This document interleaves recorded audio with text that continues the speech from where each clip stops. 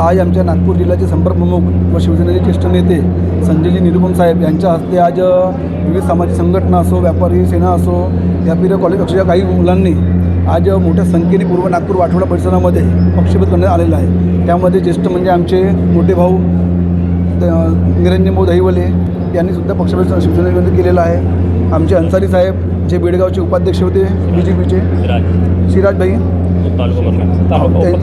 उपतालुका प्रमुख होते बेडगावचे, त्यांनी सुद्धा आज पूर्ण बेडगाव आपल्या मित्रांसोबत आणि असंख्य कार्यकर्त्यांबरोबर त्यांनी आज पक्षप्रवेश केलेला आहे। शिवसेनेमध्ये पक्षप्रवेश म्हणजे असं की मी 30 वर्षे भाजपमध्ये काम केलेलं आहे। भाजपमध्ये कुठलंही आम्हाला म्हणजे हे समजा की फक्त यूज केलेलं आहे, म्हणून आता विचार केला काही ना काही वेगळं करायचं। आमच्यासोबत ह्यावेळेस पक्षप्रवेशासाठी आमचे कापटी तालुक्याचे उपाध्यक्ष आहेत शिराजबाई, त्यानंतर नगरपंचायत लढलेले आमचे संजय भाऊ, इकडे गणेश भाऊ डोईपोडे आहेत आणि हुमने भाऊ आहेत, यांनीसुद्धा महानगरपालिका लढलेले आणि बाकी बेडगाव आणि नागपूरचे प्रत्येक कार्यकर्ता आहे जो ह्या प्रवेशमध्ये उपस्थित आहे। संघटन मजबूत करण्याकरता आपण काय केलं? आम्ही संघटनेची बांधूक करण्याची आता तयारी करून राहिलेलो आहोत की संघटनाला कसं मजबूत करता येईल। घर चलो अभियान आणि फलक लावणे हे आम्ही सुरू करून राहिलो।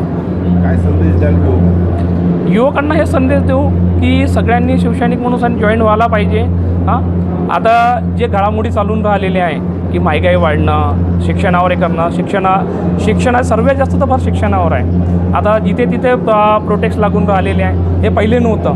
म्हणजे हे समजा की भाजप आणि तेव्हापासून प्रोटेक्ट लागलेलंच आहे। तर माझं म्हणणं एक आहे की शिवसैनिक बना, एकनाथ शिंदे साहेबांचा हात बळकट करा आणि त्यांना सपोर्ट करा।